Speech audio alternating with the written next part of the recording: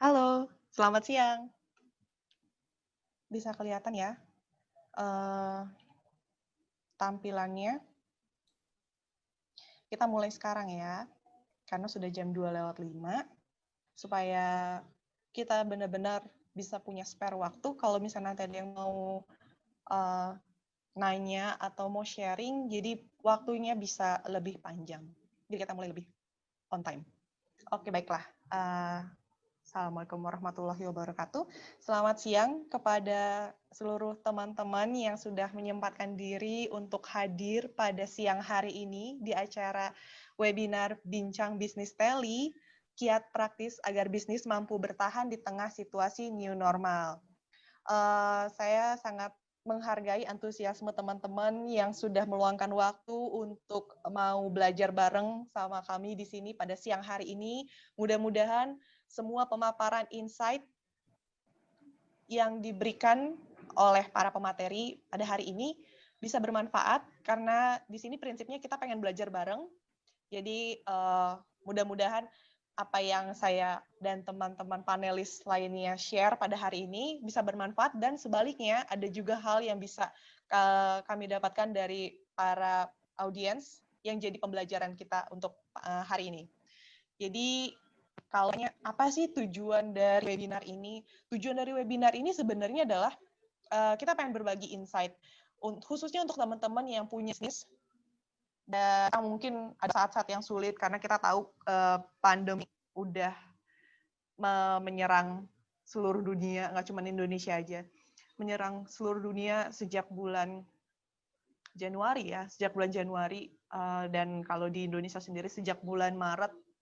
Jadi ini sudah hampir setengah tahun lebih kita mungkin ngerasa ekonomi agak sulit segala macam, mungkin ada yang kena dirumahkan atau mungkin ada yang kantornya mengurangi gaji karyawannya gitu. Ya, itu semua adalah beberapa hal yang teman-teman nggak sendirian gitu. Banyak, dan mungkin salah satunya adalah kita juga merasakan hal yang sama. Itu. Nah, tapi gimana sih caranya supaya kita bisa tetap bertahan di tengah situasi new normal? Karena kan kalau punya bisnis, ya gimana pun juga bisnis harus tetap jalan gitu. Karena itulah tujuan dari webinar ini diadakan. Jadi webinar ini disponsori oleh Teli Solutions, accounting software yang sudah dipakai oleh lebih dari 2 juta bisnis UKM di seluruh dunia. Dan kita pengen berbagi hal gimana sih caranya supaya bisnis itu mampu bertahan di tengah situasi new normal. Oke. Dan pada hari ini kita punya 3 orang, termasuk saya, panelis pada hari ini. Jadi mohon maaf kalau misalnya mungkin agak bosen dengerin saya mulai ngomong gitu ya, karena saya hari ini acting as presenter, yes, acting as moderator, yes, and acting as one of the panelists. Ya, yang pertama ada Anggia Mandaru, selaku produk eksekutif dari Teli Solutions. Dan kemudian saya, Amanda Fajrina, selaku digital marketing strategis dari Teli Solutions. Dan yang terakhir ada Ibu Nurani Utami. Beliau adalah guest speaker dan profil beliau luar biasa sekali. Beliau adalah seorang entrepreneur, iya, professional accountant, iya, lalu kemudian seorang dosen juga. Nah, bisa dilihat bahwa beliau sudah memiliki sertifikasi yang sangat banyak. Dosen di Universitas Budi Luhur, Prasetya Mulia, FTIE Al Khoiriyah, dan ya founder dari kantor jasa akuntansi Nurani Utami, konsultan pajak Nurani Utami, dan associate partner KAP Sukardi Hasan dan rekan. Dan kalau misalnya mau kontak beliau, kalau misalnya ada masalah bisnis yang mau dikonsultasikan dengan beliau, karena beliau adalah seorang akuntan publik, jadi yang dikonsultasikan ya ketebak lah ya, masalah-masalah keuangan, monggo bisa dikontak langsung melalui email beliau di ranijap@yahoo.com. Dan mungkin sebelum kita masuk kepada materi kita hari ini, saya pengen tahu nih, teman-teman di sini kira-kira ekspektasinya apa ya setelah mengikuti sesi pada siang hari ini? Mungkin teman-teman kalau misalnya punya harapan-harapan khusus, harapan-harapan khusus, ya sesuatu yang jadi kayak tujuan utama kayak lu pengennya sih supaya mudah-mudahan abis kelar dari webinar ini jadi tahu nih situasi bisnis yang sekarang ini bagusnya seperti apa. Nah, itu monggo ya, silahkan dituliskan di chat, nanti akan dibacakan, dan kalau memang bisa memungkinkan, kalau ada case-case yang ingin didiskusikan, bisa juga dibahas pada kesempatan siang hari ini. Dan baiklah, mari kita mulai acara hari ini, webinar hari ini, yaitu kiat praktis bertahan di tengah situasi new normal. Dan ini adalah kondisi kita pada hari ini. Jadi bisa dilihat bahwa ini adalah peta dunia yang menunjukkan virus corona sudah menyebar ke hampir seluruh permukaan bumi. Dan jumlah angka kasus yang terkonfirmasi, jumlah angka kematian itu semakin bertambah setiap harinya. Ini data yang diambil per tanggal 13 September kemarin.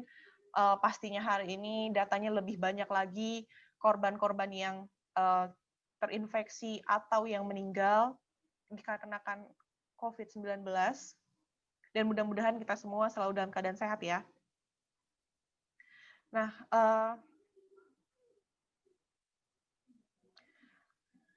di Indonesia sendiri, kalau kita lihat, pandemi ini membuat pemerintah memberlakukan yang namanya pembatasan sosial berskala besar alias PSBB. Dan kenapa hal itu dilakukan? Karena tidak lain dan tidak bukan untuk membantu mengurangi penyebaran virus COVID-19.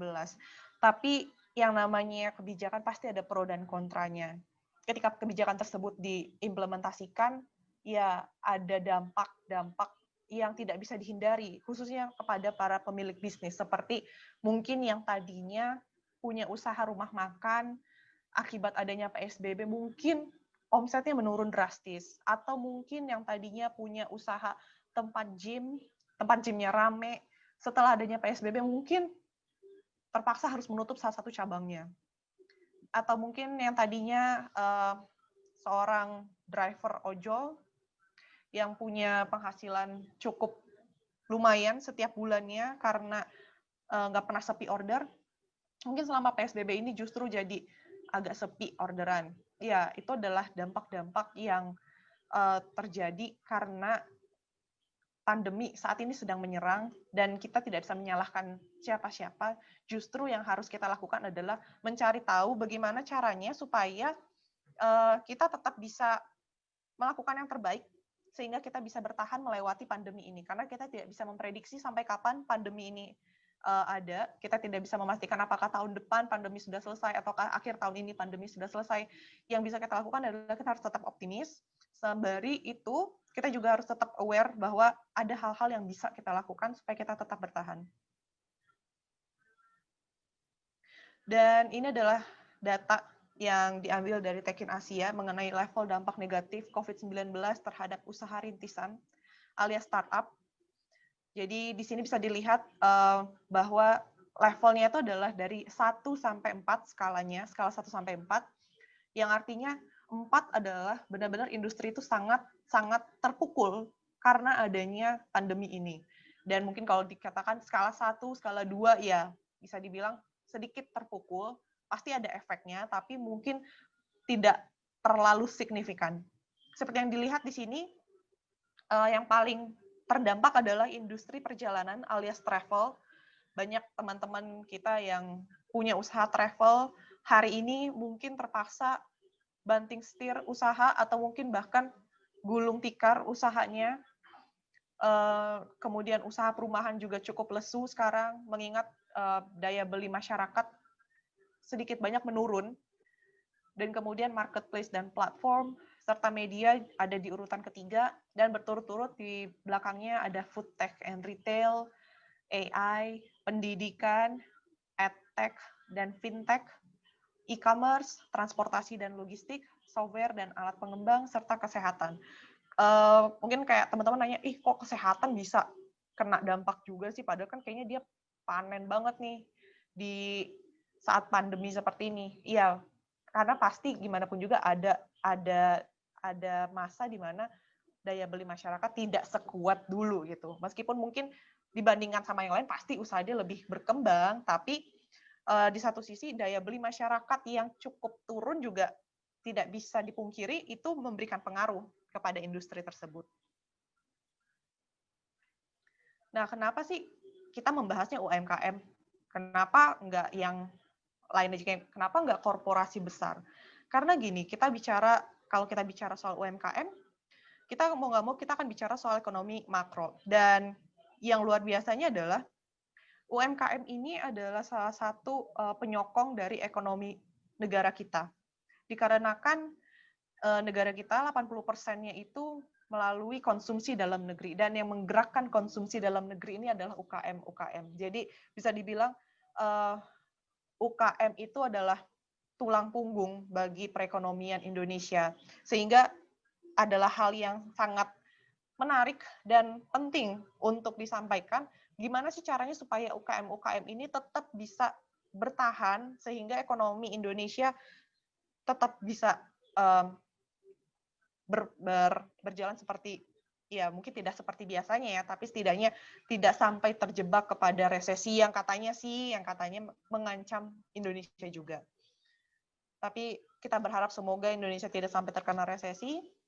Nah, makanya itu kita perlu nih mengenali dan mengetahui lebih lanjut gimana caranya supaya UKM ini tetap bisa berproduksi, tetap bisa produktif, dan akhirnya bisa bertahan untuk melewati masa pandemi ini.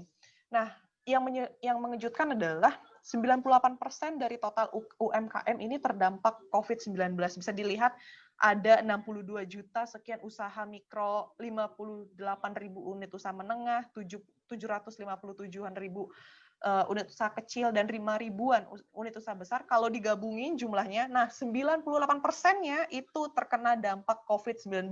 Jadi buat yang punya usaha dan ngerasa, aduh usaha saya tuh lagi lesu segala macem, kalian nggak sendirian gitu. Kalian nggak sendirian. Jadi kalau misalnya kayak mau complaining, kayaknya itu bukan hal yang tepat untuk saat ini, karena complaining nggak memecahkan masalah. Yang perlu kita lakukan sekarang adalah berpikir. Dan sekarang kita sudah masuk ke dalam era new normal. Kalau ditanya apakah new normal itu serta-merta memberikan angin segar untuk para pelaku UMKM, ya jawabannya bisa iya, bisa juga tidak. Karena pada kenyataannya ketika new normal mulai diberlakukan, tetap terjadi penurunan transaksi, karena kan banyak orang yang enggan untuk pergi keluar rumah gitu kan, jadi memanfaatkan digital, memanfaatkan online segala macam. Nah, yang terjadi adalah untuk industri pangan, transaksi turun sebanyak 30-40% selama masa PSBB. Sementara untuk industri-industri non-pangan seperti retail itu jumlahnya lebih mengkhawatirkan lagi, turun hingga 80 dan 85%. Yang artinya benar-benar market itu berubah sekarang. Karena background saya adalah seorang digital marketing strategis, jadi saya akan coba bicara dari sudut pandang marketing strategi. Kalau misalnya kita melihat situasi yang seperti ini, kita bisa bilang bahwa market sudah berubah gitu, sehingga otomatis kita perlu ada penyesuaian. Kalau kita punya bisnis, kita nggak bisa memakai cara-cara yang lama gitu. Dan memang pandemi udah mengubah cara hidup kita. Apa yang berubah sejak COVID-19 hadir? Ada dua hal yang bisa kita lihat, yaitu dari sisi perilaku konsumen. Di sini ada ya orang-orang sekarang lebih menyukai transaksi jual beli dari rumah, kemudian semuanya serba virtual, kemudian ada yang muncul juga gerakan-gerakan yang mengedepankan empati sosial, dan yang terakhir ada kebutuhan terhadap sandang, pangan, dan kesehatan yang semakin meningkat. Nah, untuk melihat fenomena ini, saya mau ngajak salah satu panelis saya di sini, ada Bu Rani, karena beliau adalah seorang expert akuntan publik yang sudah punya pengalaman jam terbang yang sangat tinggi, sudah belasan tahun menangani berbagai ribuan kasus dari berbagai klien skala bisnis kecil sampai besar. Nah, saya pengen tanya nih sama Bu Rani, gimana sih Bu kalau misalnya dari kacamata Ibu sendiri melihat perubahan perilaku konsumen yang terjadi pada saat ini? Ada nggak sih mungkin sharing-sharing yang bisa Ibu kasih ke kita untuk bisa memberikan insight-insight tambahan untuk jadi bahan pembelajaran mungkin untuk kita semua, bahwa ya memang kita harus segera berpikir tentang sesuatu gitu, karena nggak bisa mengandalkan pengetahuan kita yang sebelumnya sebelum masa pandemi untuk menghadapi perubahan ini. Mungkin ada yang bisa di-share, Bu? Iya. Baik, terima kasih Bu Amanda. Betul sekali, sekarang ini lagi masa pandemi ya. Pandemi yang memang nggak memilih gitu siapa yang bakal dia pilih yang untuk dikenakan, tapi seluruhnya berefek. Oke, kalau dari landscape perilaku konsumen, ini yang tadi terefek itu kan 70%, maka landscape-nya berubah total ya. Nah, kalau lebih menyukai transaksi jual beli di rumah, saya pikir partisipan di sini juga boleh berpartisipasi ya, kalau memang punya insight yang memang perlu dibagi ke panelis yang lain atau ke partisipan yang lain ya. Ini hal yang memang karena kita mau bincang-bincang kan ya. Jadi kalau saya rasa dari seluruh pelaku konsumen itu kayaknya mayoritas mereka akan melakukan transaksinya itu dari rumah. Udah otomatis beli sayur kalau bisa dari rumah. Walaupun beli yang sudah matang, mereka pasti lebih sukanya pakai GoSend atau enggak GoFood atau enggak aplikasi yang memang menyediakannya. Terus di jual beli dari rumah juga terbentuk satu klaster, grup klaster. Bisa grup klaster per tempat usaha misalnya, atau enggak per tempat tinggal, atau enggak per WA. Jadi teman-temannya tuh diinfoin bahwa saya jualan ini loh gitu. Jadi tiap hari tuh mereka open PO, siapa yang mau ini gitu di grup tuh Mbak. Nah itu terjadi ketika pandemi gitu. Terus kalau bicara mengenai serba virtual bekerja, bersekolah,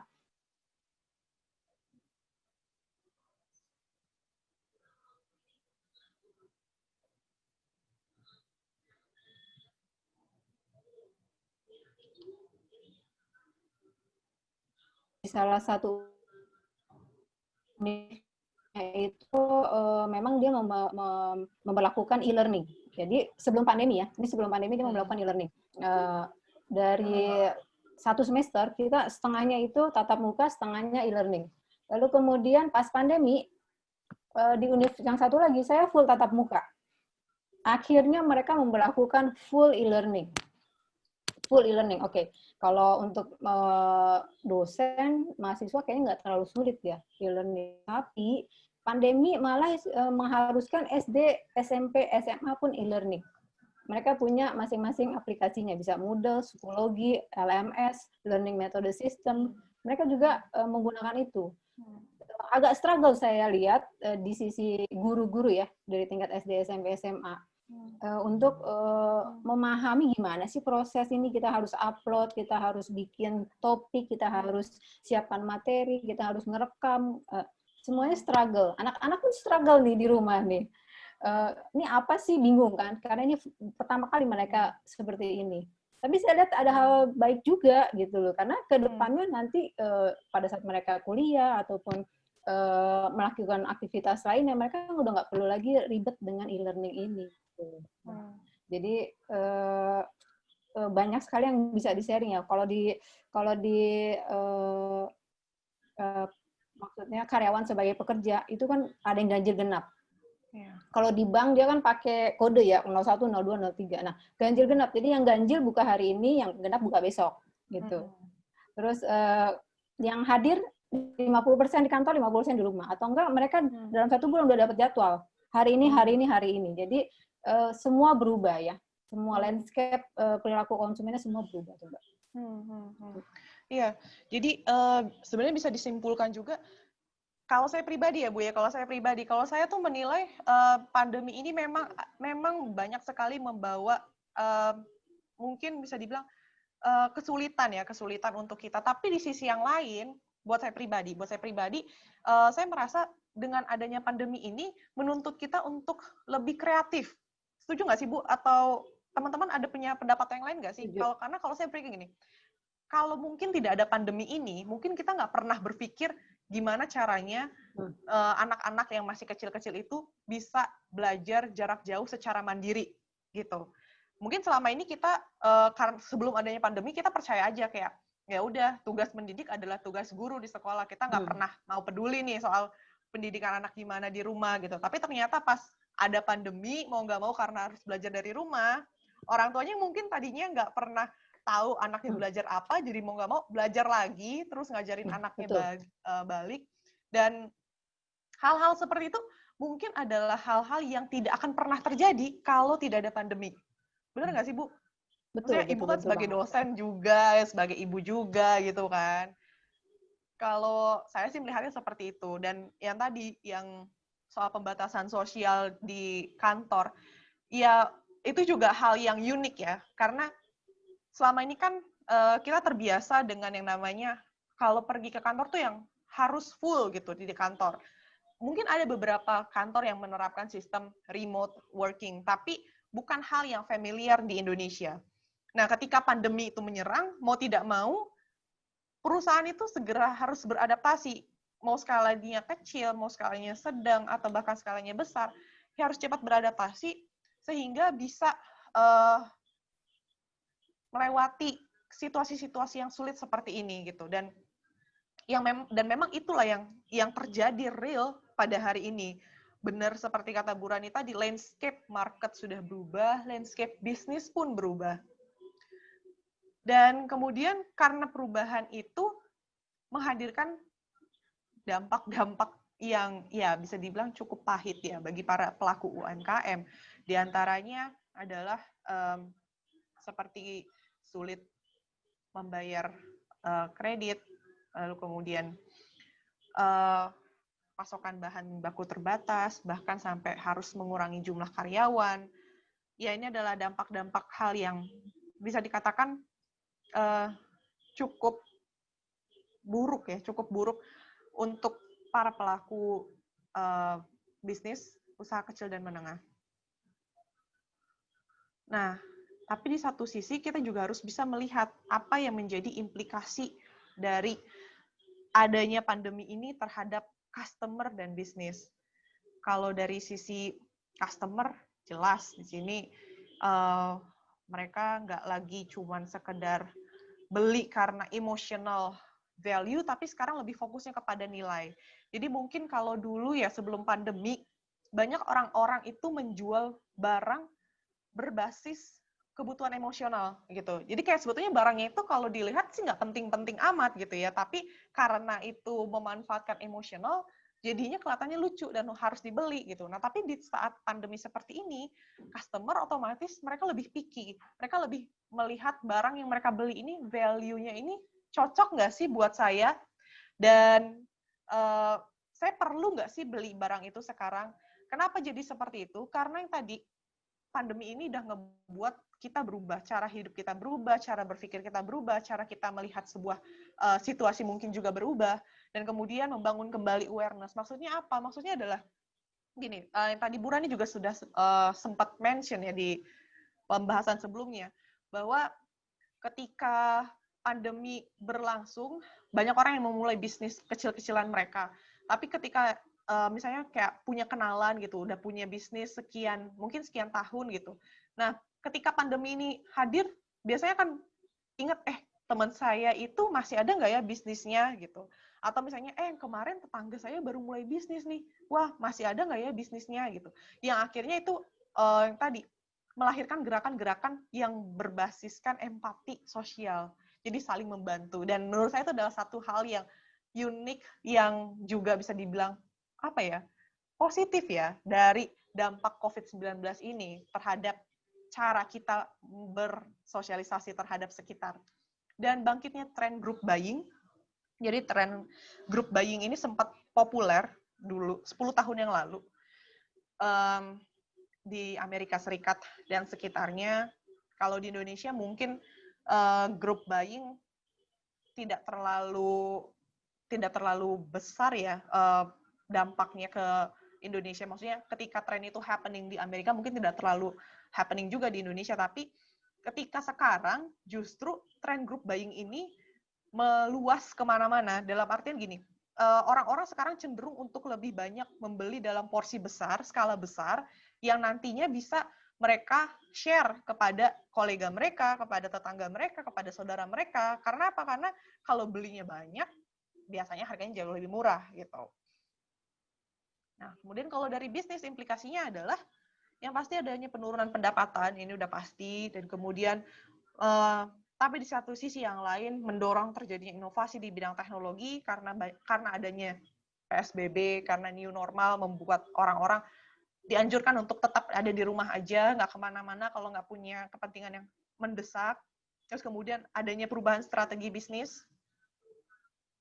Dan yang terakhir adalah berkembangnya industri berbasis online. Nah, sekarang saya mau tanya nih, kalau misalnya teman-teman di sini yang punya bisnis, mungkin salah satu dari 5 hal ini adalah hal yang sedang dihadapi oleh teman-teman sekalian. Jadi ada yang penjualnya melambat, ada yang kemudian komplain pelanggan, menghadapi komplain pelanggan, mungkin yang kayak, aduh mana sih ini harusnya kan tanggal segini nih pasokannya ada gitu. Saya biasanya nyetok dari bapak atau dari ibu, kok ini nggak ada gitu. Nah, terus kemudian juga pembelian dan produksi terhambat, data supplier dan vendornya berantakan, atau pencatatan pembukuannya masih manual. Nah, mungkin hal-hal ini ada yang saat ini sedang dihadapi oleh teman-teman sekalian. Feel free ya untuk share di sini. Kalau misalnya mungkin kayak mau bertanya, aduh gimana nih, iya kita sekarang lagi penjualan lagi melambat, lagi turun banget, ada nggak sih cara-caranya supaya kita bisa naikin lagi penjualan? Itu silakan di-share, silakan tulis di kolom komentar, nanti akan dibacakan, dan nanti kita akan bahas ini bareng-bareng juga. Tapi kalau teman-teman mengalami satu atau beberapa, atau ya mudah-mudahan jangan semuanya lah ya, saya berharapnya teman-teman bisnisnya lancar terus.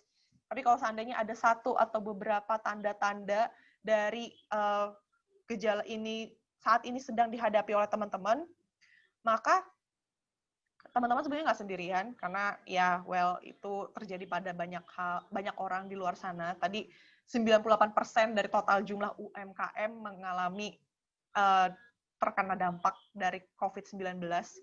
Nah, sekarang yang perlu kita jawab sama-sama adalah gimana caranya kita bisa menciptakan sebuah strategi bisnis supaya mampu bertahan di tengah situasi new normal, sehingga nanti diharapkan dari strategi bisnis ini dan kita bisa bertahan, kita bisa bertumbuh di kemudian hari. Itu yang menjadi goals utama kita. Karena kalau misalnya ibaratnya kita nggak bisa bertahan saat ini, mungkin agak sulit ya untuk bisa bertumbuh di kemudian hari. Nah, ini kurang lebih yang akan terjadi. Jadi kalau kita pengen bisa bertahan di tengah situasi new normal, saat ini kita akan membahas ini. Kondisinya yang ingin kita capai adalah ini, bertahan di tengah new normal, dan kemudian untuk mencapai goals, bertumbuh di kemudian hari. Dan gimana caranya? Yaitu dengan mempunyai strategi bisnis yang berkelanjutan. Sehingga dengan adanya strategi bisnis yang berkelanjutan ini menjadi jembatan antara yang terjadi hari ini dengan goals kita di masa depan. Ngomong-ngomong, apa sih yang namanya bisnis yang berkelanjutan atau sustainability business? Jadi, bisnis yang berkelanjutan itu adalah kemampuan sebuah perusahaan untuk mencapai tujuan bisnis dan meningkatkan nilai jangka panjang, serta bisa konsisten dan stabil meningkatkan performa bisnis sambil mengimplementasikan nilai ekonomi, sosial, dan lingkungan sebagai strategi bisnis. Mungkin kalau dari Bu Rani sendiri, selaku dosen juga nih Bu, ada nggak sih Bu contoh-contoh nyata dari mungkin salah satu kliennya Ibu atau mungkin salah satu kasus yang pernah Ibu dapatkan yang memang menunjukkan bahwa bisnis yang berkelanjutan itu adalah kunci yang tepat supaya bisa bertahan di tengah situasi new normal ini? Bu Rani? Oke. Penting. Oke, Mbak Amanda. Ya, sustainable business ini penting banget ya. Jadi menjaga bisnis supaya berkelanjutan. Makanya ketika situasi pandemi, kita pelaku usaha maupun sebagai konsumen ya, tetap harus bisa survive di situasi pandemi. Nah, kalau bagi pelaku usaha, gimana sih supaya bisa dia sustain di situasi pandemi? Biasanya kalau situasi pandemi itu kan ngefek ke semua hal ya, Mbak. Dan saya punya kasus ini, jadi ada satu klien. Kliennya ini dia distributor, berarti pasokan ada di dia. Distributor pasokan ada di dia. Lalu kemudian kalau situasi normal, ya berarti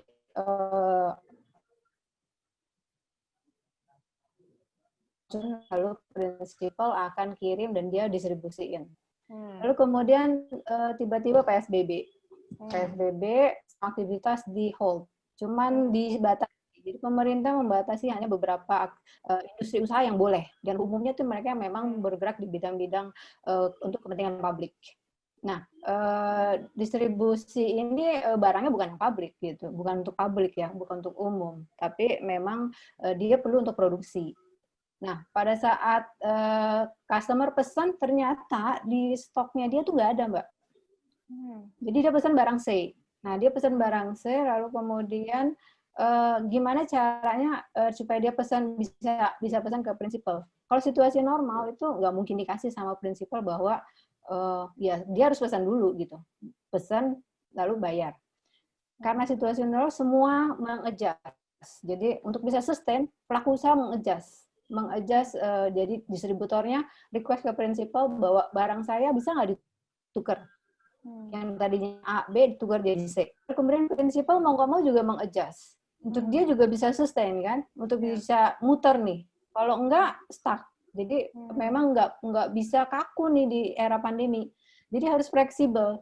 Akhirnya barang dia bisa dikirimkan prinsipal ditukar, lalu kemudian yang ditukar itu bisa dijual. Maka berputarlah roda perekonomian. Jadi ya mulai dari situ berarti kan udah prinsipal muter, distributor muter, lalu kemudian konsumen bisa berproduksi. Nah, dia bisa mensuplai, berarti ke bawahnya, ke usernya juga muter. Maka di situ terjadi perputaran sustainable business dengan fleksibilitas. Gitu, Mbak. Iya. Berarti itu memang kalau kita lihat lagi ya, contoh kasus yang tadi itu benar-benar adalah salah satu contoh nyata. Kalau misalnya bisnis itu mau sustain, dia harus bisa berpikir jangka panjang. Jadi kayak misalnya yang penting, jangka panjangnya adalah yang penting misalnya penjualan itu achieve target sekian gitu. Nah, mungkin yang awalnya kayak terbatasi oleh peraturan ketika pandemi ini, mau tidak mau harus berpikir dengan angle yang berbeda, sehingga berpikirnya gimana caranya supaya bisa tetap achieve target itu tanpa mengabaikan hal-hal yang penting.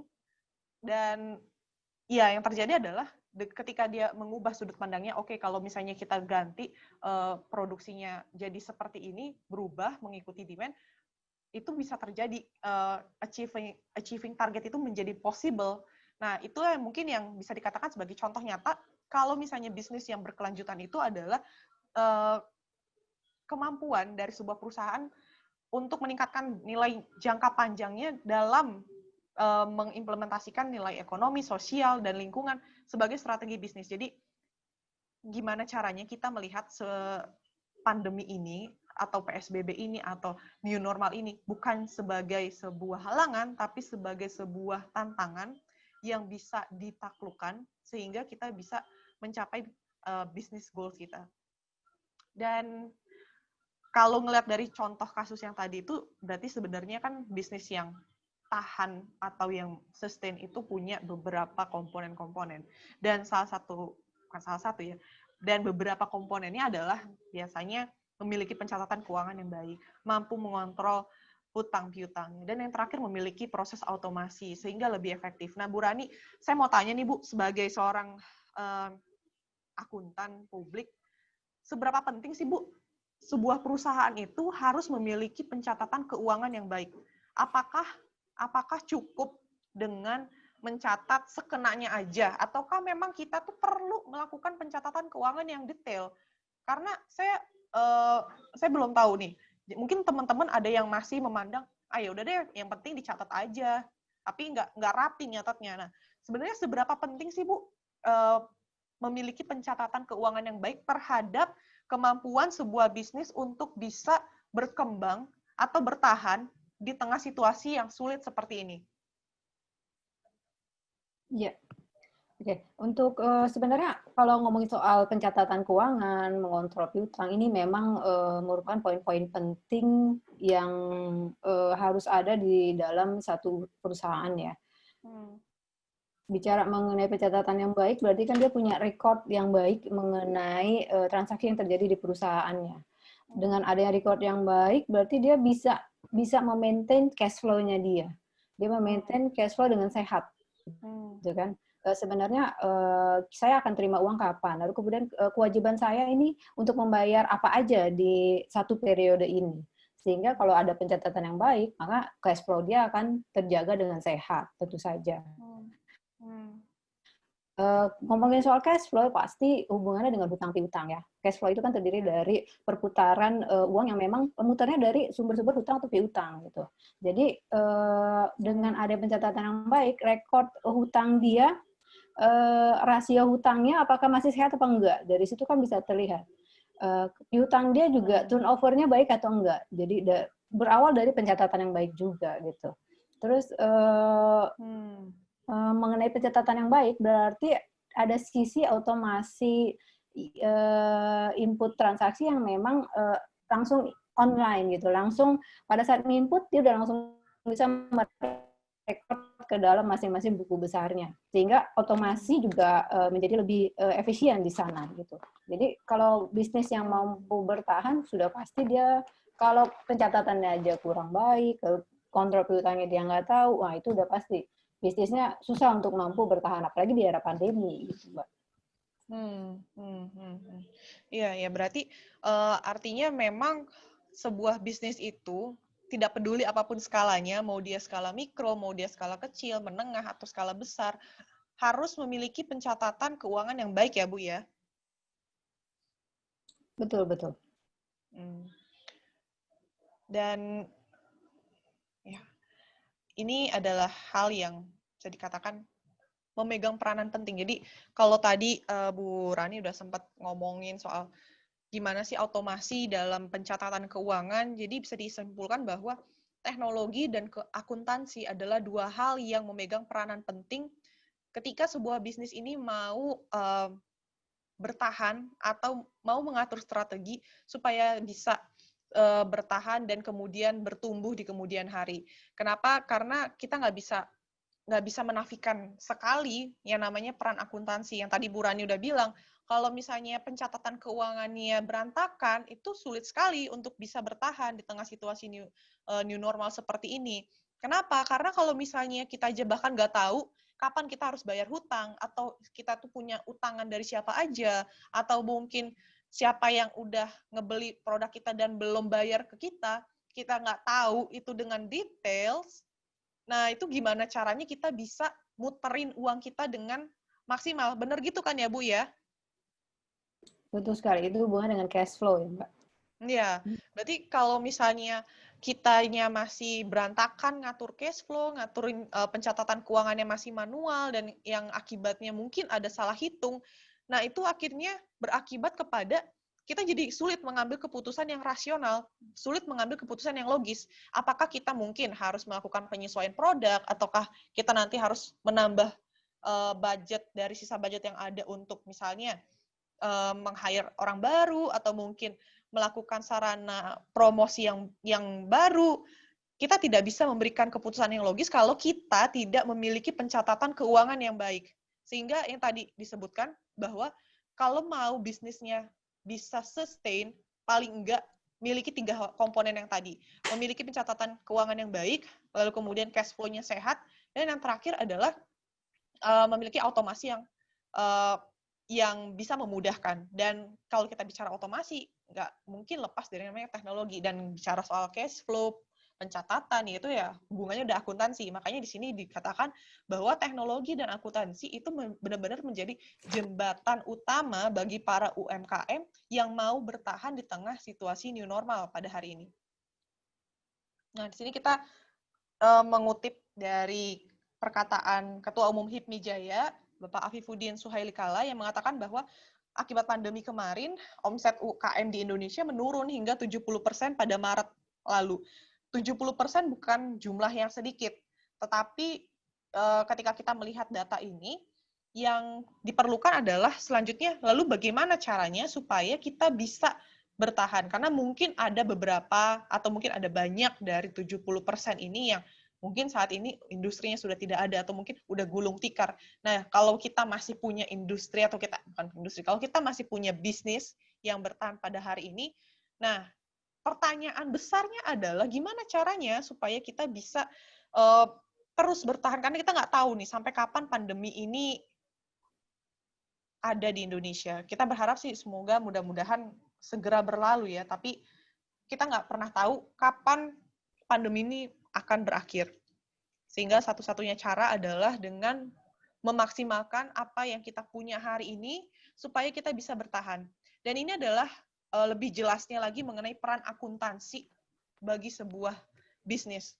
Sini saya mengutip data-data dari Investopedia yang mengatakan bahwa saking pentingnya peran akuntansi ini, 2 dari 3 UKM yang gagal bertahan itu biasanya disebabkan oleh kelalaian dalam proses akuntansi. Jadi memang nggak bisa main-main ya dalam proses akuntansi ini, karena ya cukup mengejutkan 2 dari 3. Artinya kalau hari ini ada 5 bisnis baru yang muncul, nah 2-nya itu bisa jadi kolaps di bulan depan karena tidak bisa menghandle akuntansinya gitu. Dan kemudian penyebab lainnya adalah struktur modalnya itu buruk. Jadi ketika mulai bisnis pertama kali nggak mikirin ini modalnya ini dialokasikannya seperti apa ya, yang akibatnya juga menyebabkan ketersediaan cash-nya itu terganggu. Nah, ketika ketersediaan cash ini terganggu, mau tidak mau bisa jadi orang atau pebisnis ini menjadi lupa dengan pos-pos pengeluaran yang harusnya dia tepati. Jadi mungkin harusnya gini ya, ketika memulai sebuah bisnis ini, sudah ada pos-pos anggarannya. Oke, ini anggaran untuk operasional, anggaran untuk marketing, anggaran untuk teknologi. Nah, ketika mulai bisnis dan tidak punya perencanaan keuangan yang jelas, proses akuntansinya diabaikan, pencatatannya diabaikan, cash flow-nya ya sekenanya aja. Akibatnya adalah sangat mudah untuk mengalami yang namanya kebocoran-kebocoran dana yang mengakibatkan yang tadi balik lagi 2 dari 3 UKM itu akhirnya kolaps gara-gara pencatatannya itu masih berantakan. Dan yang terakhir, kenapa akuntansi ini sangat penting, karena kalau misalnya akuntansinya ini tidak terkontrol dengan baik, maka sangat-sangat mungkin perusahaan ini hanya sanggup bertahan untuk ya mungkin sampai modalnya habis saja. Setelahnya dia tidak tahu caranya gimana. Nah, Bu, saya mau tanya kepada Bu Rani nih, kalau misalnya dari sisi seorang akuntan publik, Bu, biasanya yang pertama kali akan Ibu periksa itu kalau ada klien yang datang ke Ibu, itu apa ya, Bu? Oh, oke. Berarti ini ngomongin audit ya. Kalau kita ngaudit, hal pertama kali yang diperiksa apa? Oke, yang nomor 1 kalau akuntan publik dia nentuin materialitas, Mbak. Tingkat materialitas. Jadi tiap PT beda-beda ya. Bisa materialitas dari total aset, dari net aset, dari revenue atau enggak dari ini. Jadi dari situ kita bisa tahu level materialitas kita segitu nomor 1 materialitas. Lalu kemudian dari sisi materialitas kita akan cek pos-pos yang memang akan diperiksa. Jadi yang masuk ke materialitas itu gitu. Jadi misalnya kalau komponen aset kan di sana ada kas. Ya, cash itu atau cash and bank ya, cash in hand gitu lah. Nah, berapa persen dia materialitasnya gitu. Nah, dari situ semua yang masuk ke materialitas itu akan kita cek. Jadi kalau misalnya perusahaan dagang pasti inventorinya dia lebih tinggi, maka inventory akan masuk ke dalam proses pengecekan di audit. Lalu kemudian piutang, jangan lupa kalau dagang ataupun jasa berarti piutang, karena bisa jadi dia memang sistemnya nggak cash ya, nggak cash delivery gitu, cash in delivery. Jadi piutang dia ada, maka piutang akan masuk. Lalu kalau piutang kita pakai konfirmasi ke pihak ketiga. Jadi data pihak ketiga akan lebih valid buat kami daripada data yang ada di dalam perusahaan itu sendiri. Gitu kalau untuk audit ya. Sehingga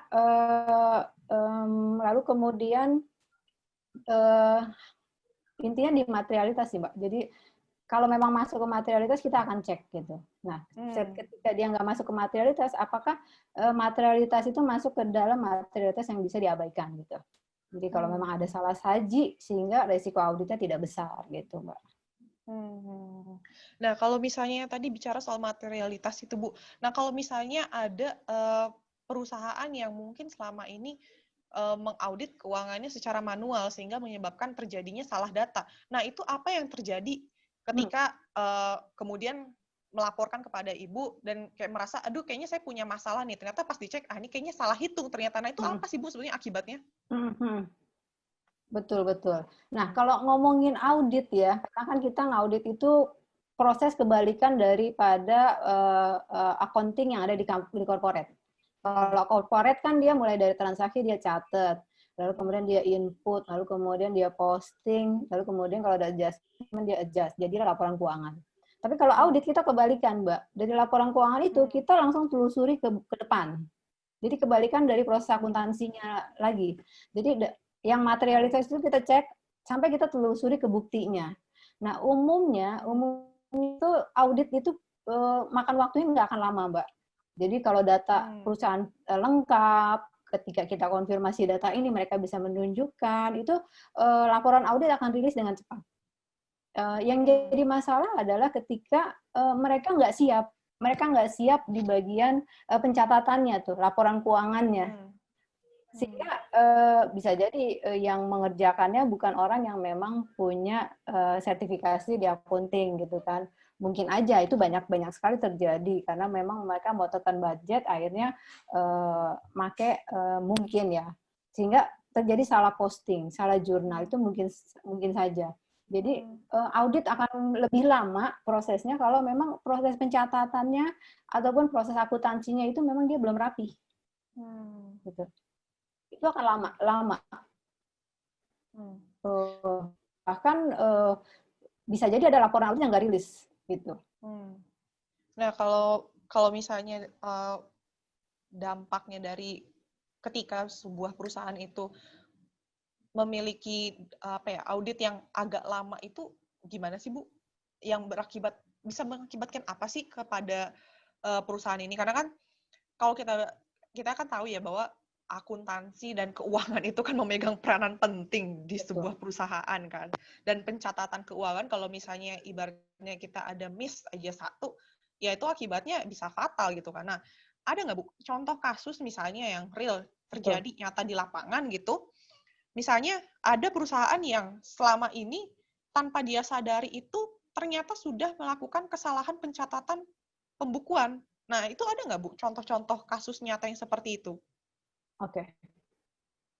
Ada, Mbak, ada.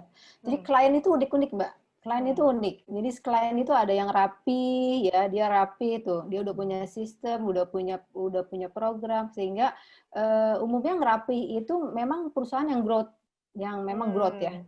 Dia jadi bisa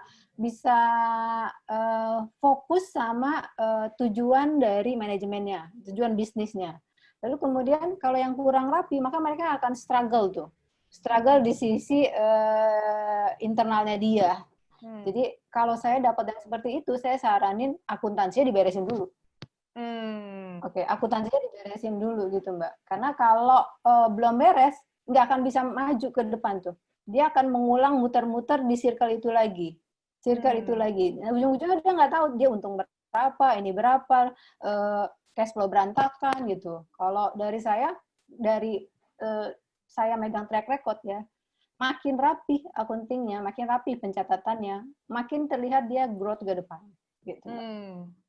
Berarti bisa disimpulkan bahwa semakin rapi pencatatan keuangan sebuah bisnis, bisa dipastikan semakin besar kemungkinan dia untuk bisa berkembang di masa depan. Betul ya, Bu ya? Iya, betul.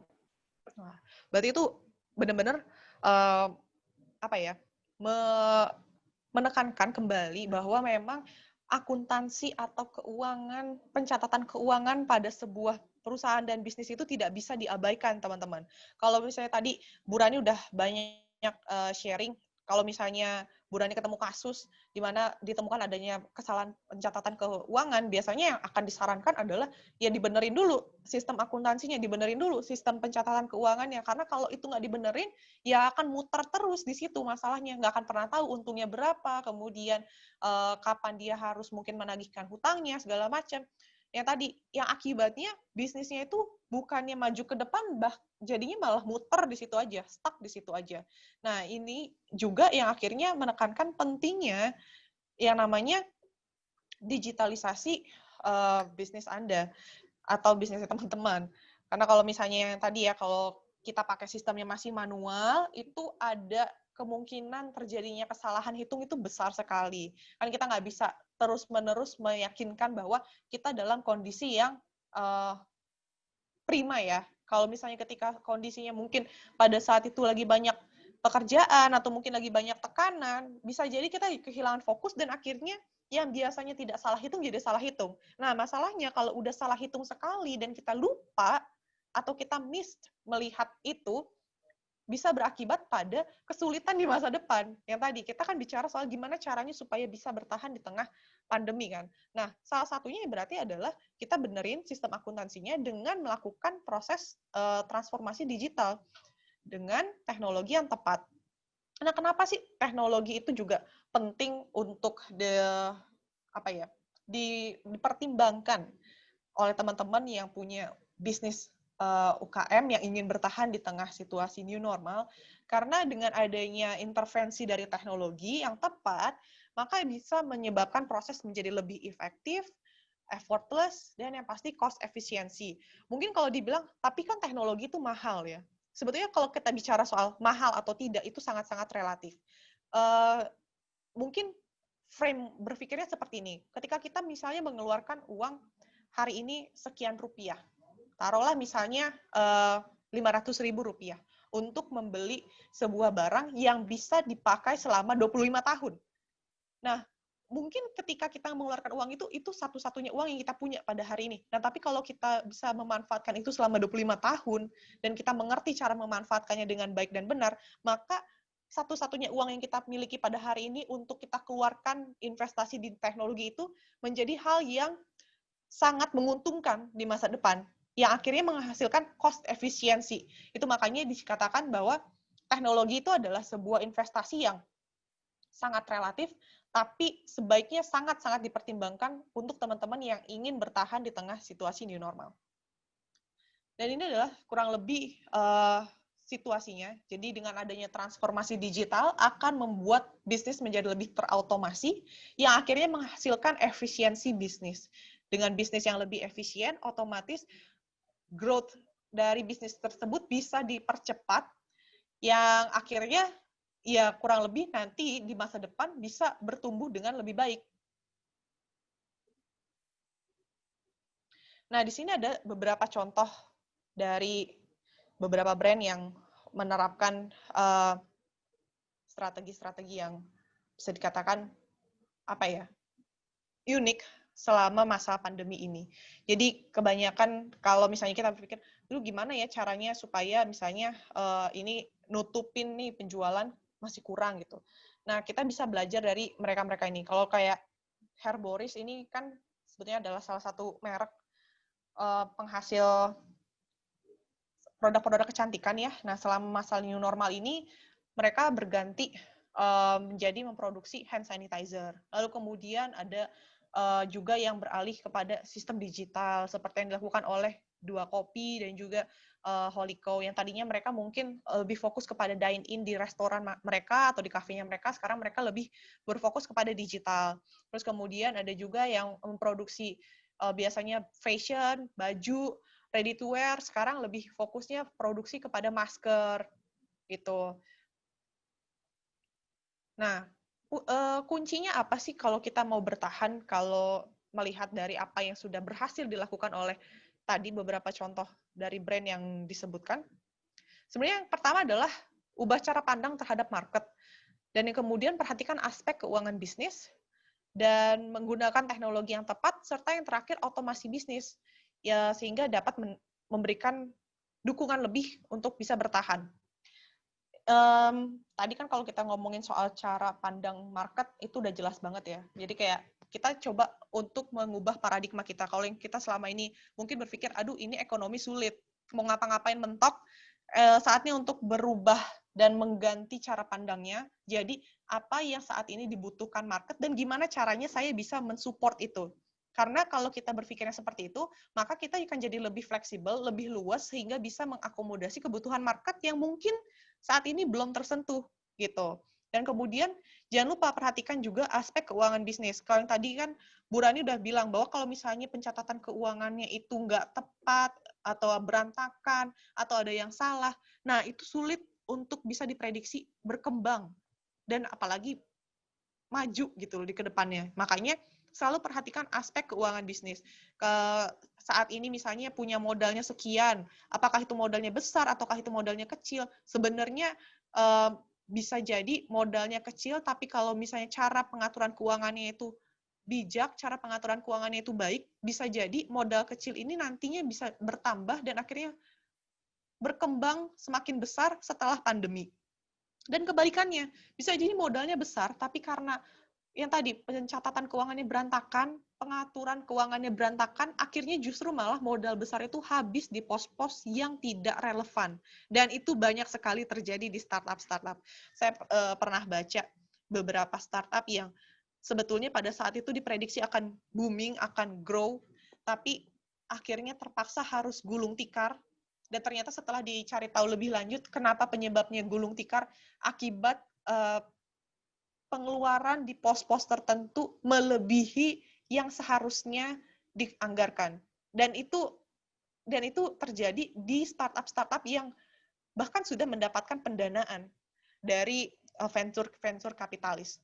Artinya apa? Bahwa nggak peduli seberapa kecil skala bisnisnya teman-teman pada hari ini, kalau teman-teman mempunyai background pencatatan keuangan yang baik, selama ini selalu telaten, mencatat keuangannya, terus mencatat hutang piutangnya, nah itu bisa dipastikan mudah-mudahan chance untuk berkembang semakin besar di kemudian hari itu terbuka lebar. Dan kebalikannya, seberapa besar pun bisnisnya teman-teman pada hari ini, kalau seandainya teman-teman masih tetap abai terhadap pentingnya mencatat keuangan dengan benar, lalu kemudian tidak menggunakan teknologi yang tepat untuk menghindari terjadinya kesalahan penghitungan dalam pencatatan keuangan, maka mungkin bisa jadi tahun depan bisnis teman-teman udah mulai dalam masa transisi atau masa goyang. Tinggal tunggu nih, bisa bertahan atau tutup. Gitu, karena kita nggak tahu pandemi sampai kapan, nggak ada yang bisa menjamin 2021 pandemi selesai, walaupun dikatakan mungkin vaksin akan ditemukan di 2021, tapi kan itu baru prediksi, kita belum tahu apakah itu benar-benar akan terjadi, dan gimana kalau ternyata tidak terjadi, kan itu pertanyaannya, gimana kalau ternyata itu tidak terjadi, maka kita harus bisa berpikir gimana caranya supaya bisa bertahan selama mungkin, selama pandemi ini belum benar-benar final dinyatakan selesai. Jadi apa yang harus dilakukan? Yang pasti yang pertama adalah saatnya kita untuk berpikir, bukan berpikir di luar dari kotak, tapi berpikirlah seperti dari kotak. Ini kayak kontroversial banget ya statementnya, tapi coba kita lihat dari angle yang berbeda ya. Kalau di sini contoh dari implementasi strateginya adalah dengan kreativitas dan inovasi, serta kolaborasi dan sinergi dengan UKM lainnya. Karena kalau misalnya nih, kita ibaratnya berjalan sendiri-sendiri aja, kita juga mungkin nggak akan bisa menemukan jalan keluar yang apa ya, yang tidak pernah kita pikirkan. Justru kan sebenarnya dengan kita bisa berkolaborasi dengan bisnis-bisnis yang lain, mungkin itu menghasilkan sebuah solusi yang unik yang kita belum pernah pikirkan sebelumnya. Nah, saya mau tanya nih sama Bu Rani, karena kan Bu Rani kan punya klien banyak banget gitu kan. Ada nggak sih Bu, klien-klien Ibu yang mungkin pernah kayak seperti, iya Bu, awalnya saya bisnisnya A, lalu kemudian saat pandemi ini saya ganti nih Bu, jadi bisnisnya B, karena sebelumnya saya pas bisnis A ini pas lagi pandemi, wah hancur total. Pas saya ganti jadi bisnis B, wah ternyata ini justru yang bisa bertahan. Ada nggak Bu kira-kira klien Ibu yang nyata seperti itu? Kalau switch ke bisnis sih mereka nggak sampai se-ekstrim itu. Nggak sampai se-ekstrim itu kalau untuk switch. Yang ada adalah gimana mereka mengkreativiti cara-cara gitu Mbak. Cara-caranya yang ada. Jadi misalnya tadinya kalau saya di audit ya. Kalau saya di audit sharing audit aja ya berarti ya. Jadi ini kasus bukan kasus sih. Ini yang saya alami. Jadi kebetulan kami punya klien itu rumah sakit.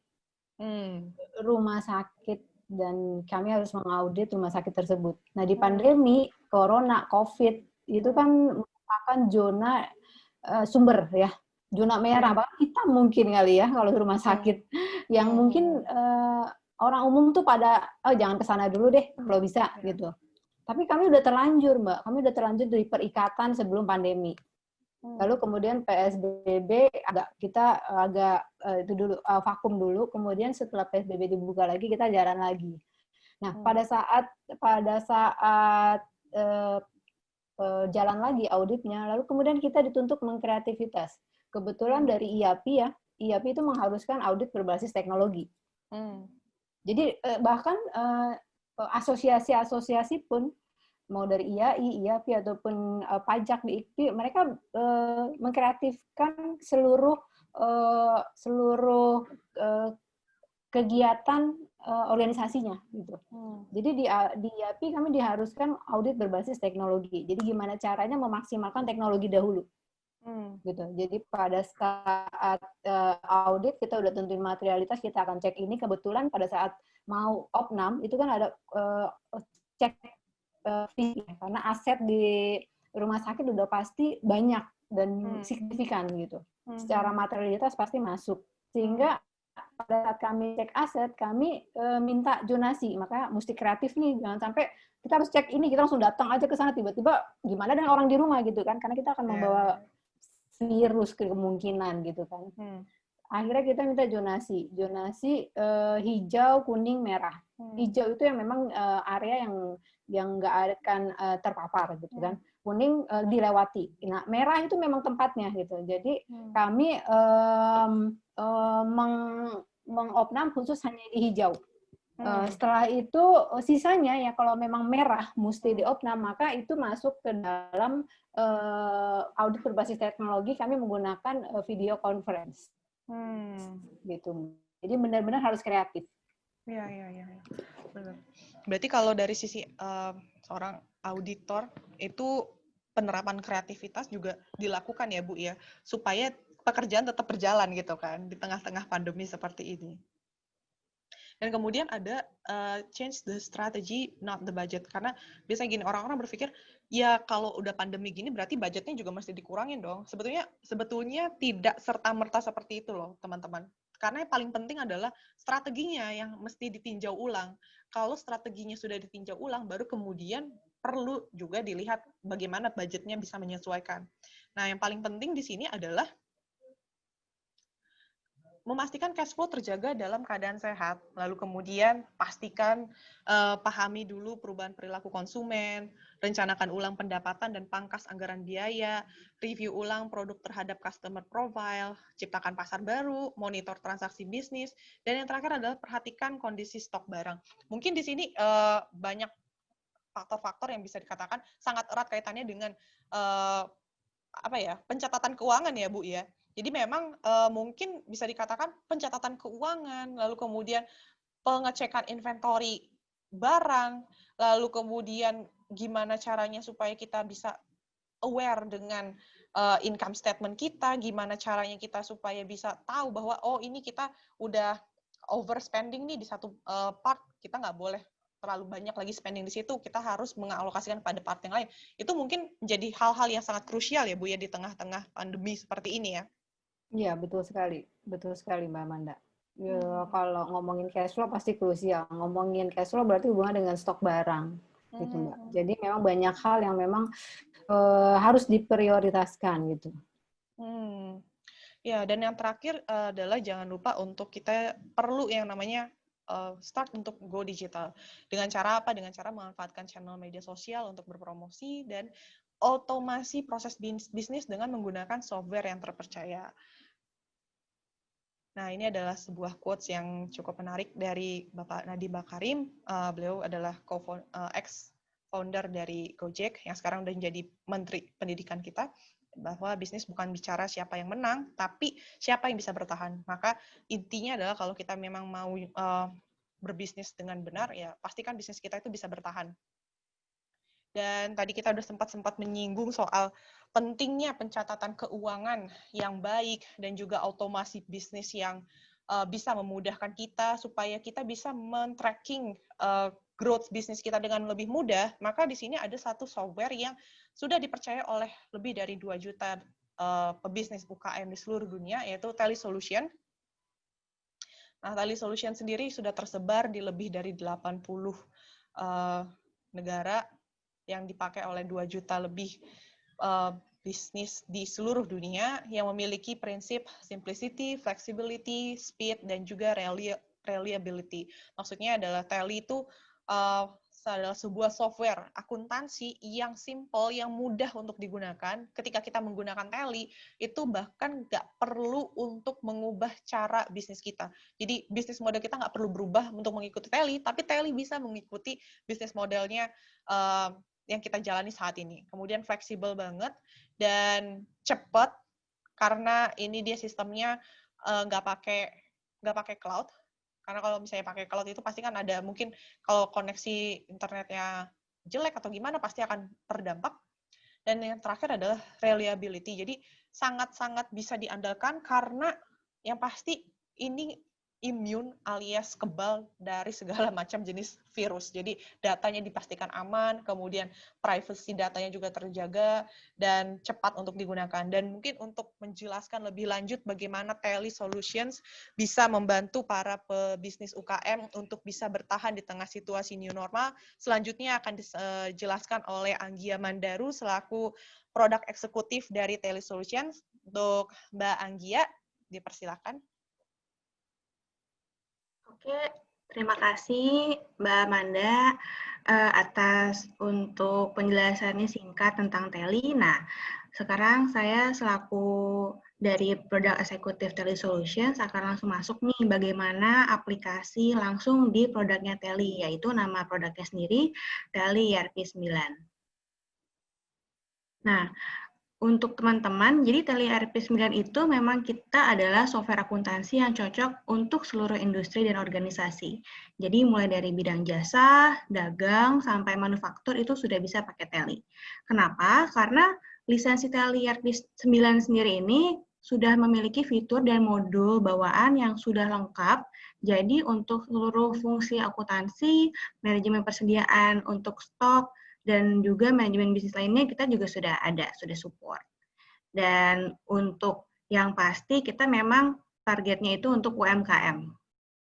Nah, yang pertama triknya itu sebagai pengguna otomasi di teknologi pada accounting. Jadi yang pertama pasti kita kan harus memastikan selalu cash flow itu terjaga dengan baik.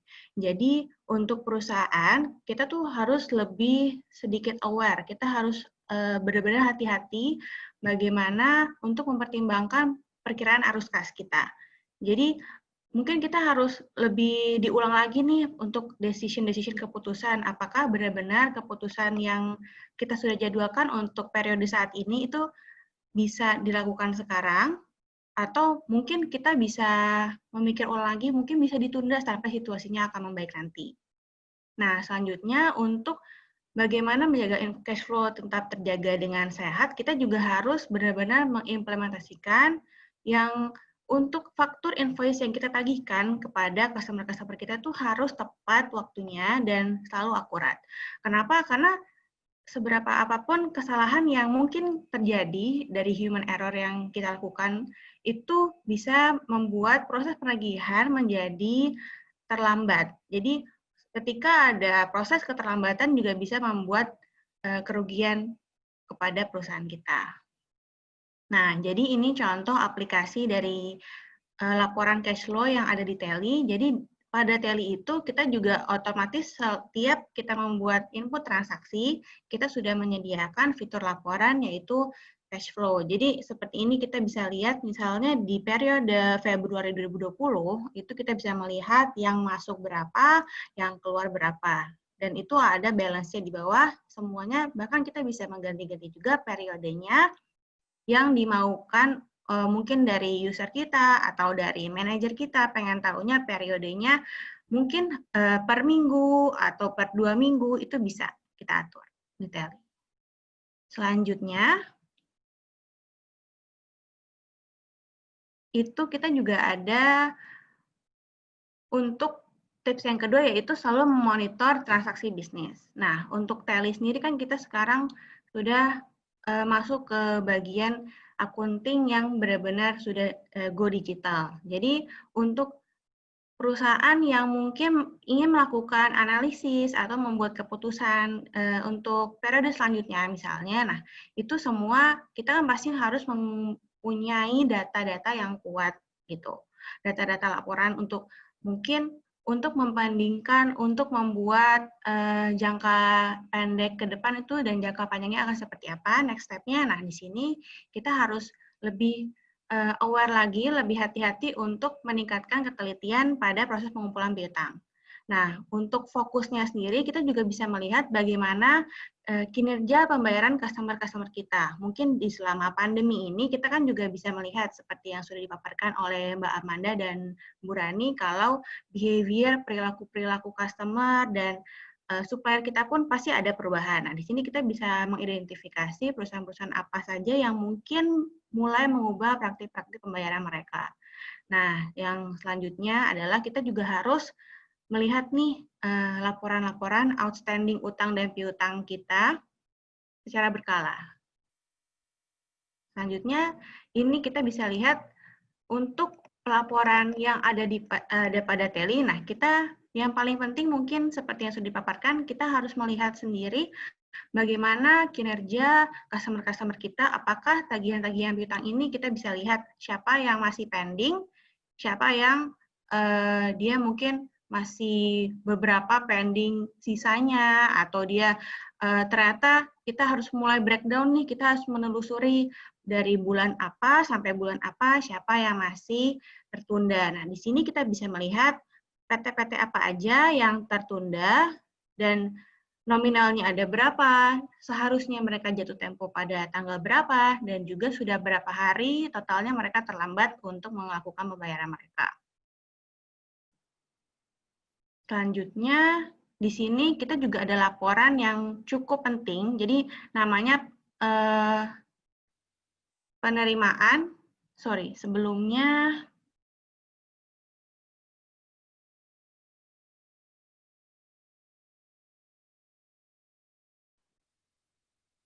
nah, di sini kita bisa melihat untuk performance pada pembayaran grup customer kita. Jadi di sini kita bisa melihat mereka untuk rata-rata pembayaran terhadap perusahaan kita tuh berapa hari biasanya. Di sini kita bisa lihat, telusuri apa saja customer yang kita punya dan rata-rata berapa hari mereka bisa mencapai pembayaran mereka sampai mereka lunasi. Gitu. Nah, mungkin saya juga mau tanya dari Ibu Rani nih. Ibu Rani selaku expert, mungkin menurut Ibu Rani laporan yang modelnya seperti ini apakah benar-benar bermanfaat, Bu? Mungkin agar bisa mensupport bisnis-bisnis di Indonesia yang ingin bertahan selama pandemi. Iya, Mbak Anggia. Piutang merupakan unsur aktiva lancar ya kalau di akuntansi, sehingga dia sangat liquid dan perlu di-maintain. Ingat, perlu di-maintenance untuk kesehatan due date per hari atau enggak nilainya juga, nilai per hari atau enggak kalau tadi bisa lihat dia bisa langsung mengetahui bahkan detail transaksi. Jadi pada saat klik lagi ke dalam detail transaksinya terlihat tuh. Maka dari situ sangat banyak variabel yang memang perusahaan bisa memutuskan dan bisa mengambil kebijakan ketika pandemi ini gitu. Jadi hasil-hasil report yang disajikan ini sangat membantu ya kalau dari sisi pelaku bisnis, Mbak.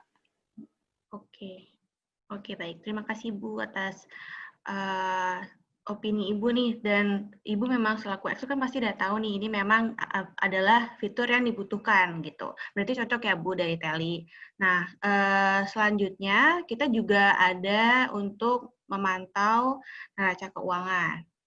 Jadi seperti yang sudah dipaparkan oleh Ibu Rani, kita kan juga harus tahu nih untuk memantau aset, kewajiban kita ada masih nominalnya berapa, modal keuangannya bagaimana. Nah, hal ini memang sebenarnya harus rutin kita lakukan, apalagi saat pandemi. Jadi kita bisa melihat dan memahami langsung aset mana yang kita masih miliki dan kewajiban apa yang masih kita punya terhadap pihak lain, kayak gitu.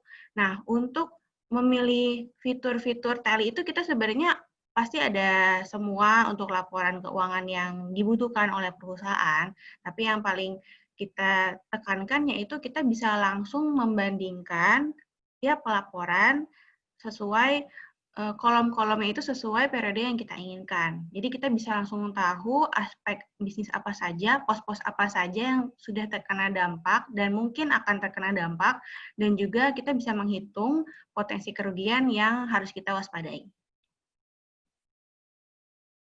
Selanjutnya, di sini kita bisa lihat neraca keuangan. Jadi di sini untuk pelaporan-pelaporan ini kita bisa langsung membandingkan secara kolomnar, dan untuk periode-periode waktunya itu kita bisa langsung pilih. Bisa untuk per bulan, per 2 minggu, harian, kuartal, dan seterusnya. Dan ini menurut saya memang fleksibilitas yang dilakukan dalam pelaporan Teli dan pastinya bisa bermanfaat untuk teman-teman. Nah, contohnya next, di sini kita bisa lihat contohnya di neraca keuangan atau balance sheet, kita bisa lihat untuk telusuri aktivanya berapa, kewajiban berapa. Ini kita bisa lihat dari misalnya Maret, Juni, September, seperti itu.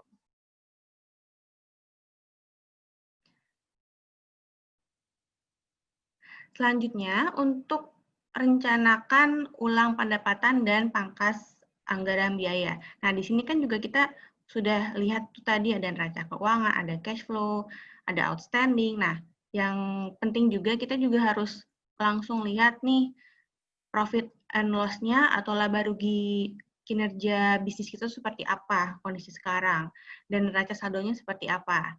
Dan yang mungkin bisa saya poinkan di sini yang menjadi kekuatan Teli yaitu kita juga ada otomatis fitur laporan rasio keseluruhan perusahaan. Nah, jadi dengan laporan-laporan ini kita harap teman-teman bisa mengatur anggaran jangka pendek dan panjangnya. Next-nya, langsung pada aplikasi Teli, di sini kita lihat contoh neraca saldo, ini kita bisa lihat debit kreditnya berapa, lalu untuk laba rugi, next.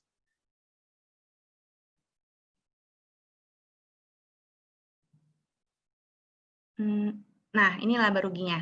Di sini kita bisa lihat laba ruginya dari sales-nya, lalu untuk dari revenue, lalu dikurangi dengan cost-cost kita. Nah, di sini kita bisa lihat langsung penjabarannya melalui kolumnar tadi, bisa lihat Januari, Februari, Maret, dan sebagainya.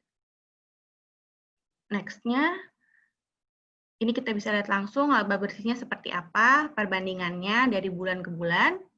Dan yang terakhir ada analisis rasio. Nah, ini mungkin yang saya bilang tadi adalah keunggulan utama Teli. Jadi analisis rasio ini adalah dalam satu screen, dalam satu layar, kita langsung bisa melihat semua rangkuman kinerja akuntansi bisnis kita. Nah, saya mau tanya lagi nih dengan Ibu Rani. Mungkin dari Ibu Rani, kalau fitur Tally untuk rasio analisis seperti ini, dari Ibu sebenarnya ini benar-benar manfaatnya apa sih Bu untuk melihat rasio? Iya, Mbak Anggia, rasio keuangan itu sangat penting ya kalau di accounting. Jadi dia perlu tahu sebenarnya secara current ratio perbandingan aset saya sama kewajiban saya berapa sih gitu. Masih dalam batas yang baik apa enggak sih? Nah, dari situ dia bisa langsung lihat nih, oh kalau masih banding 1:1, oh masih baik misalnya. Lalu kemudian perbandingan lainnya yang nggak kalah penting itu adalah gross profit ya. Ini khususnya di bagian penjualan nih. Jadi dia bisa ngegenjot gross profit dia targetnya di berapa. Kalau target dia di 30, 27 masih kurang nih. Jadi dia bisa ngegenjot lagi. Dia bisa nge-push lagi bagian marketing. Ayo jual gitu. Dia kreativitasnya, approach-nya ke customer ditingkatin lagi gitu. Lalu kalau di bagian net profit, ini kan udah net bottom-nya ya, udah dipotong pajak.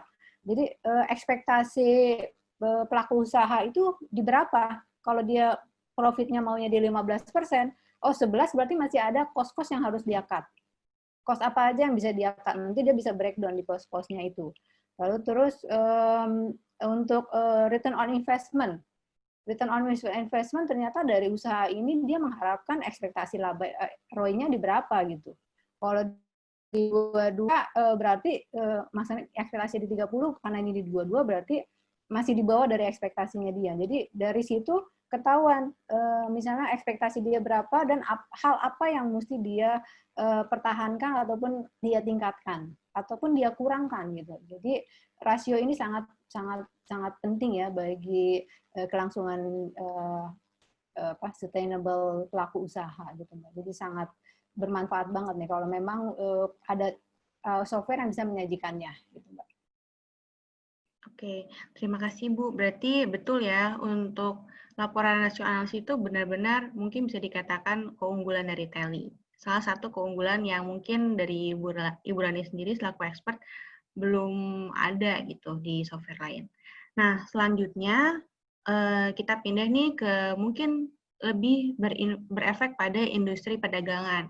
Dan di sini untuk Tally kita juga sudah support, jadi untuk pergerakan stok barang dan inventory itu kita sudah ada laporan stok yang benar-benar detail. Jadi yang kita bisa bilang itu, kita bisa langsung mengetahui histori pembelian dan penjualan serta pergerakan stok itu seperti apa.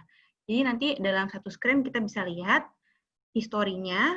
Nah, dan selanjutnya kenapa kita harus lebih hati-hati untuk melihat pergerakan barang inventory. Nah, mungkin kalau misalnya teman-teman selama ini mungkin masih ada yang manual, mungkin sudah ada yang lebih ke automasi digital, tapi kita memang setuju banget untuk pergerakan inventory ini kan kita harus benar-benar maintain nih dari mungkin day-to-day basisnya, dari per minggu kita harus lihat gimana sih pergerakan masing-masing stok atau misalnya mau per merek contoh. Nah, di sini kita bisa lihat performance-nya, apalagi mungkin kalau misalnya teman-teman ada yang bisnisnya lebih di perishable item atau yang mudah rusak. Jadi contohnya yang bisnis makanan, itu kan kita harus lebih hati-hati ya melihat expiration date-nya.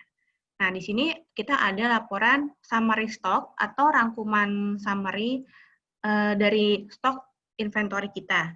Di sini kita bisa lihat di produknya apa saja yang kita punya di gudang kita. Di sini ada grup aksesoris komputer, grup baterai, grup kabel. Nah, di bawahnya ini langsung adalah item-item. Jadi kita di Tally itu memang fleksibel. Kalau misalnya selama ini ada grouping-grouping yang sudah diimplementasikan di bisnis teman-teman, di sini langsung bisa kita ikutin cara pengkelompokannya gitu.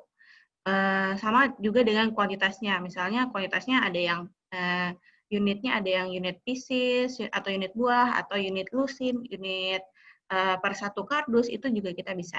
Nah, di sini kita benar-benar detail ya, teman-teman bisa lihat di rekasan stoknya kita dalam satu grup, dalam satu item kita bisa lihat kuantitasnya berapa, yang kita punya di gudang kita harganya berapa, value nilainya berapa, lalu langsung kita lihat seperti tadi di analis rasio ada gross profit-nya dan presentasinya itu berapa sih, kayak gitu. Dan ada saldo akhir, nilai sekarang ada berapa. Selanjutnya, nah di sini yang tadi saya bilang satu histori dalam satu screen. Jadi di sini kita bisa lihat kalau misalnya kita mau melakukan penjualan atau kita mau melakukan repurchase lagi, pembelian ulang kepada item-item kita bisa lihat yang namanya di laporan stock query. Jadi stock query ini kita bisa melihat pergerakan dan histori inventory. Contoh satu item ini namanya Acer laptop, kita bisa lihat di kotak pertama ini ada pembelian. Nah, jadi histori pembeliannya kita belinya di supplier apa saja, kuantitasnya berapa, harga-harganya mungkin kita punya berbeda-beda, bahkan ada yang ini dalam mata uang, USD pun kita juga bisa support. Dan untuk sales penjualannya kita juga bisa lihat di sebelah kanan, dan di sebelah sini kita bisa lihat langsung untuk top buyer dan top customer dan top supplier. Jadi kita bisa lihat di sebelah kiri itu adalah ranking untuk pembelian, itu siapa saja sih yang paling besar kuantitas itu kita selalu beli di supplier yang mana. Dan yang kedua di kanan kita bisa lihat top customer kita, jadi customer apa yang paling sering beli dari periode 1 Januari sampai Desember begitu. Di sini kita bisa lihat.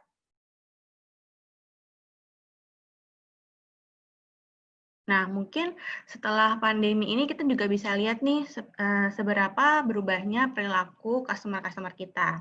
Jadi mungkin kita bisa lihat biasanya customer tersebut membeli dalam satuan yang lebih besar, tapi mungkin karena efek pandemi mereka mempunyai buying power atau kekuatan membeli yang agak menurun. Jadi kita mungkin bisa lebih fleksibel, di Teli kita juga sudah support gitu.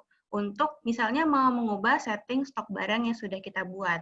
Nah, uniknya di Teli, teman-teman tidak perlu menghapus setting yang sudah ada, tapi teman-teman bisa cukup mengedit apa yang sudah ada. Nah, editing ini juga kita bisa menjadikan bersifat sementara atau bersifat permanen. Nah, itu kita benar-benar sangat fleksibel.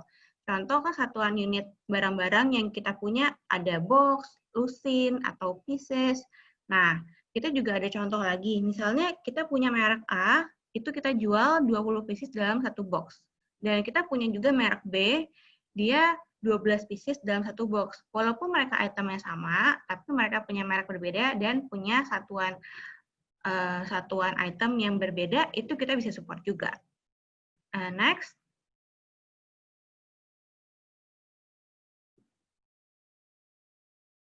Ya, di sini kita bisa lihat untuk perubahannya seperti apa itemnya, kita bisa lihat satuan pieces dalam satuan pieces juga alternatifnya sebagai satuan box. Jadi satu box berisi 20 pieces dan otomatis di saldo awal di sebelah bawah saat kita mengisi 40 pieces satuannya, otomatis mereka akan adjust untuk satuan alternatif yaitu 2 box. Next.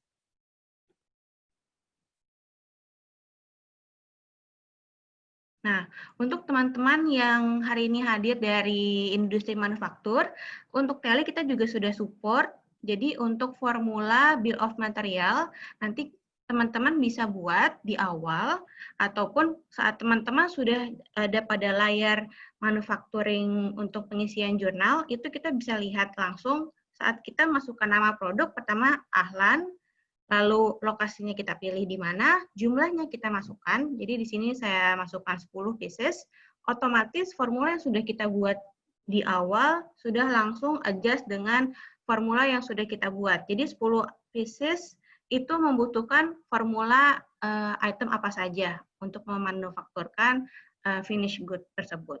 Di sini juga kita bisa lihat di sebelah kanan ada juga biaya tambahan, yaitu misalnya biaya listrik, itu berapa persen dari biaya produksi. Nah, di akhirnya kita bisa lihat biayanya berapa dan rate yang efektif untuk per item itu berapa per pieces.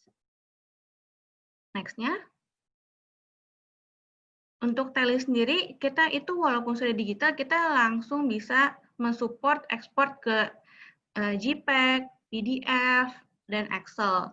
Nah, ini kita bisa lihat itu adalah bawaan dari Teli, jadi kita bisa langsung mengekspor apa saja yang dibutuhkan oleh customer, supplier, kayak gitu.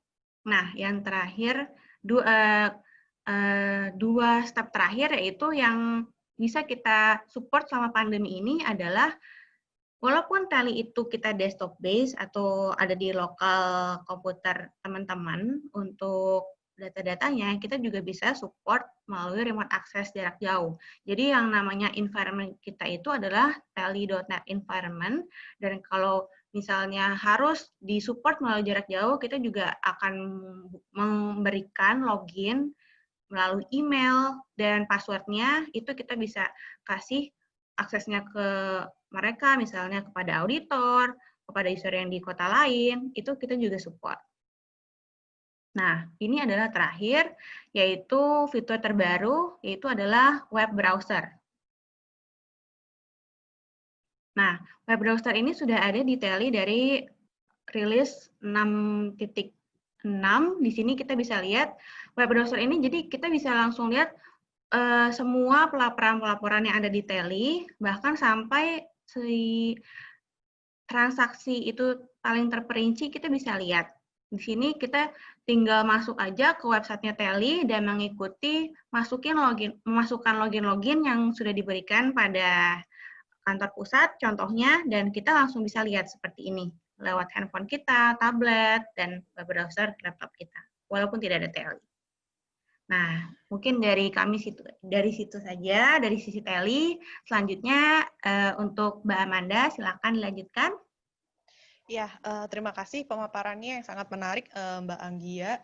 Namun berhubung karena waktunya sudah sangat terbatas sekali nih, kalau misalnya teman-teman mungkin ada pertanyaan, mungkin teman-teman bisa nanti dikirimkan aja pertanyaannya.